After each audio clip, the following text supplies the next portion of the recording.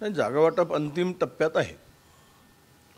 आता राज्याची मला वाटतं स्क्रीनिंग ही 10 तारखेला आहे.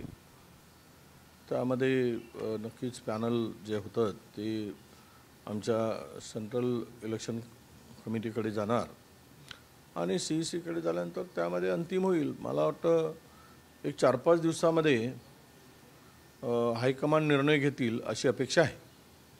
आणि राज्यामध्ये सुद्धा जागा वाटपाच्या संदर्भात कुठलेही मतभेद नाही. 3 पक्षाचा फॉर्म्युला फायनल झालेला आहे, निश्चित झालेला आहे. आता केवळ वंचित बरोबर ज्या काही जागांचा आणि सीट शेअरिंगचा विषय आहे तोही समाधानकारक चर्चा झाली. त्यांचंही समाधान होईल अशा प्रकारे तयारी केलेली आहे किंवा आमचे सगळ्या महाविकास आघाडीची 4ही पक्षाची एकूण तशी तयारी आहे. आम्ही 3 तर आहोच, पण प्रकाश आंबेडकर साहेबसुद्धा या संदर्भात आमच्यासोबत असावे. आणि मतांचं खरं तर त्यांची भूमिका आणि आमची भूमिका सारखीच आहे वैचारिकदृष्ट्या. या देशातील लोकशाही आणि संविधानाच्या संरक्षणासाठी आम्हा सर्वांना एकत्र यावं लागेल आणि ती भूमिका त्यांची असल्यामुळे आघाडी करण्यामध्ये कुठेही अडचण नाही. प्रत्येकाच्या इच्छेप्रमाणे गोष्टी होतील असं नाही आहे. अब्दुल सत्तारांनी वक्तव्य केलं आणि आम्हाला 13 पेक्षा जास्त जागा मिळतील असंही ते म्हणाले. नाही, ते आता सध्या 8 दिवस स्वप्नात राहू द्या त्यांना, मग त्यांची जागा त्यांना कळेल. राहुल गांधी यावेळेस अमेठीमधून न लढता वायनाडमधून लढणार आहे आणि त्यांनी असं म्हटलं का रोजगार हमी कायदा जो आहे तो काँग्रेसनं जाहीरनाम्यात आणणार. नक्कीच आणू आणि वायनाडमधूनच ते खासदार आहेत, त्यामुळं इथून न लढता तिथे लढतील काय विषयाला. सध्या खासदार तिथे पण आहेत आणि हायकमांड काय आता मग नरेंद्र मोदी साहेबसुद्धा 2 ठिकाणी लढतात. त्याचा अर्थ काय 2 ठिकाणी लढू नये असं होत नाही. जे काँग्रेस पक्ष ठरवते ते नेते त्या ठिकाणी उभं राहतात. शिवानीताईंनी चंद्रपूरमध्ये जनसंपर्क वाढवलाय, अनेकांच्या भेटीगाठी घेत आहेत. चर्चा आहे लोकसभेसाठी त्या तयारी करतात की प्रतिभा धानोरकर म्हणतात की ती जागा मलाच मिळेल. हायकमांड अशा पद्धतीचा निर्णय आणि जे सर्वे झाले त्याच्यातही शिवानी वडेट्टीवार यांचं नाव जे आहे ते काय नाही, असं आहे. शेवट तिकीट मागण्याचा अधिकार पक्षामध्ये सर्वांना आहे. जो काम करतो त्यांना तो अधिकार आहे तिकीट मागण्याचा. देण्याचा अधिकार जो आहे तो हायकमांडचा आहे. हायकमांड जो निर्णय घेईल तो आम्हाला अंतिम राहील. आम्ही ठरवलं आहे की आमच्या विचाराला आम्ही पक्के आहोत. आम्ही कोणत्याही हालतीमध्ये पक्षाचं अहित होईल अशा प्रकारची भूमिका घ्यायची नाही. ज्यावेळेस मागच्या वेळेस मला वाटलं त्यावेळेस मी पक्षाने माझी उमेदवारी घोषित केल्यानंतर किंवा निर्णय अंतिम घेतल्यानंतरसुद्धा मी म्हटलं की तरुण होतकरू आहे.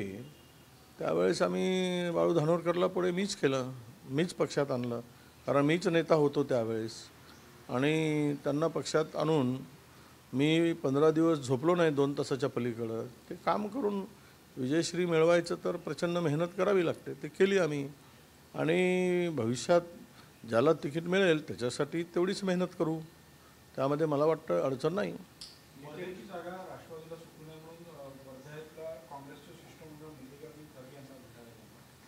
नाही, खरं तर वर्धा ही जागा महात्मा गांधींच्या अनेक वर्षाच्या पदस्पर्शाने पावन झालेली ती भूमी आहे. त्यांच्या सानिध्यातून काँग्रेसचा जिल्हा म्हणून वर्धा ओळखला जातो. तो वर्धा जिल्हा काँग्रेसकडे राहावा ही मागणी स्वाभाविक आहे.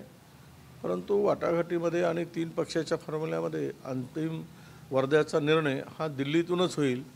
कारण इथे काही एकमत होईल की नाही मला वाटत नाही. पण दिल्लीमध्ये ज्यावेळेस 3ही पक्षाचे नेते प्रमुख बसतील तर तो निर्णय होण्यामध्ये काही अडचण येणार नाही. संघाच्या कॅडरनं आणि भाजपच्या सर्वेतून असं आग्रह धरला भाजपने की 35 जागा किमान भाजपने महाराष्ट्रात लढाव्या.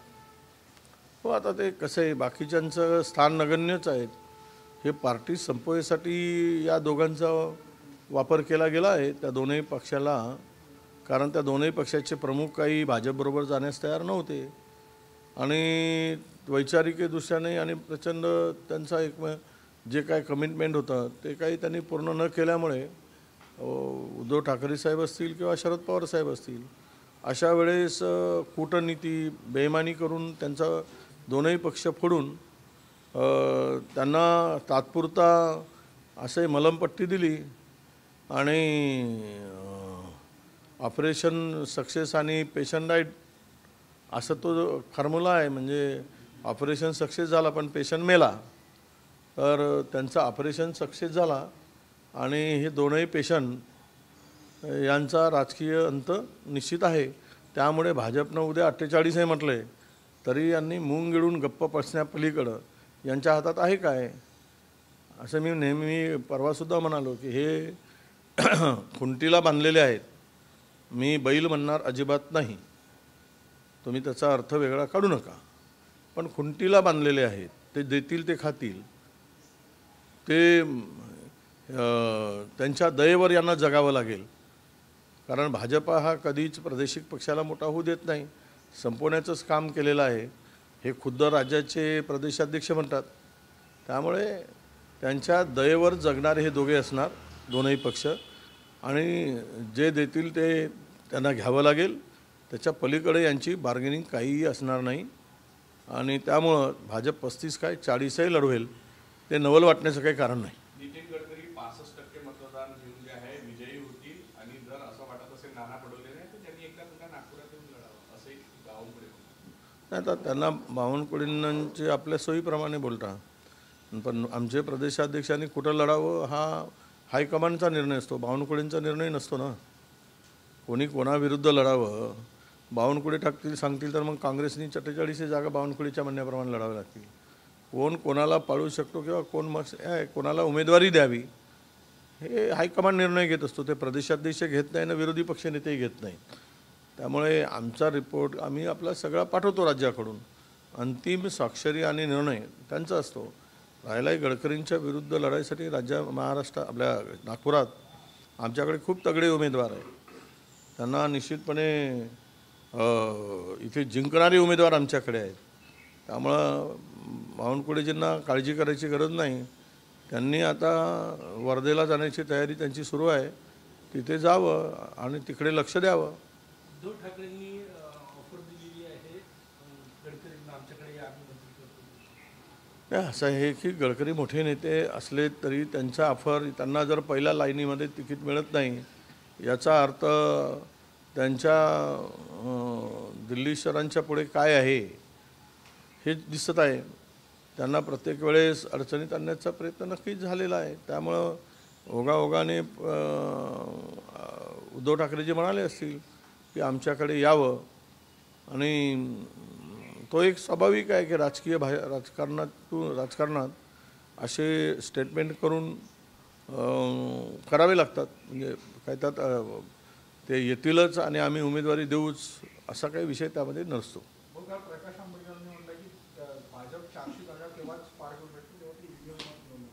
नाही, असं आहे, त्यांना जे 300 जागा मिळाल्या, आता 298 वगैरे 96 वगैरे बाय इलेक्शनमध्ये हारलेले वगैरे, त्यांना बाय इलेक्शन ज्यावेळेस होतो त्यावेळेस ते हारतात आणि रेग्युलर निवडणुकीमध्ये 300 आता 400 पार म्हणतात. 100% आहे. EVM शिवाय ते 400 पार करू शकत नाही. आहे कुठे? साऊथचा दरवाजा बंद आहे. बिहारमध्ये त्यांना खड्ड्यात जाणार आहेत. मध्य आपल्या पश्चिम बंगालमध्ये सुद्धा ती स्थिती आहे. महाराष्ट्रामध्ये सुद्धा त्यांची अवस्था वाईट आहे. UPमध्ये सुद्धा अखिलेश आणि आम्ही मिळून जे लढतो आहोत त्यामध्ये यांच्या जागा नक्की कमी होणार आहेत. पंजाब आणि हरियाणामध्ये साफ होणार आहेत. अशा स्थितीमध्ये वाढायला स्कोप कुठे आहे? मग एकच स्कोप उरतो, तो म्हणजे EVM. म्हणून प्रकाश आंबेडकर साहेबांनी म्हटलं असावं.